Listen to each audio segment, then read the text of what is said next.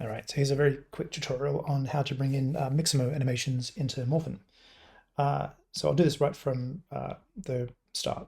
So what I did was inside Nomad, I just pulled in the defaults female character preset. So I'll even just go new here.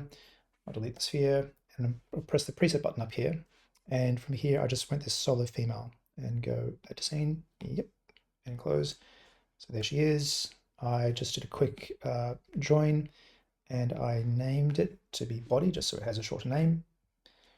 That's that. And then I exported that. So I went down to export, GLB selected with NORS turned on, and I exported and saved that to a folder. If I jump over to Morphin, I'm going to import that body, that one there, and we'll do two parts. One is to load the preset Mixamo skeleton, quickly align it, and then bring in the animation.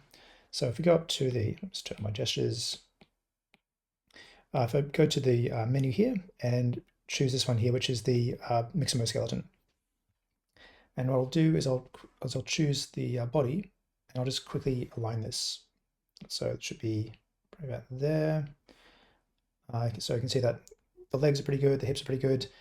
Just going to move the arms a bit. So I'm going to grab that arm. So obviously, the more careful you are with this step, the better your results. I am very impatient, so I'm just going to do this very quickly. So I'm going to align it down to there, align this one down to, whoops, actually I'm just rotating only this axis into there, and make sure to check it from the side. I did this, I recorded this once already and missed that I hadn't lined up the hands properly. So I'll just make sure I do that properly now. So that's about right. Do the same with this one. So I'll rotate that this way a little bit.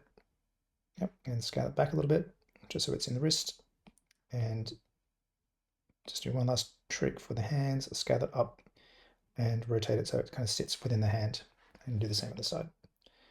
I can probably rotate that a little bit more this way, so the wrist is in the center of the wrist. And I'll rotate this down and scale it up, and we are nearly done. That should just be a little bit more this way. Because if you get it wrong, it just makes weight painting a little bit more difficult. But if you do it right from the start, then you don't have to do any weight painting. And I hate weight painting. Okay, so now that's done, we can bind it. So I'm going to choose the body, go to bind and auto weight. And this takes about 5 seconds. 3, 4, there we are. Cool. So now I just give one of the legs a bit of a wiggle, make sure that looks correct. It does. Give one of the arms a bit of a wiggle, make sure that's correct. That is correct enough, I think. So now all we got to do is bring in some Mixamo animation. So if I jump across to my Chrome browser, so here is the Mixamo site. I'm going to find a clip. Let's go for silly dancing. This sounds amazing. So I'm going to press download.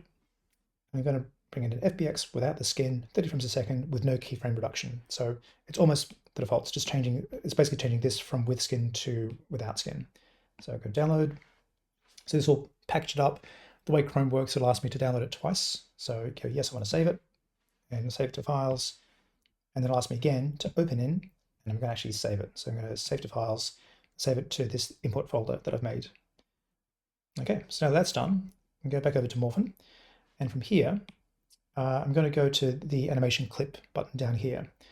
So from here, I just got to open retargeting settings first and make sure that the mapping is set to Mixamo. And that's basically it. So now I can go import clip. I can find the clip I chose, the FBX, go open, and then, hey presto, we have a silly dance. So that is just a bit of weight painting that I've done. So again, the more accurate you are with lining up the skeleton to the character, the better the result. But yeah, it's actually pretty straightforward.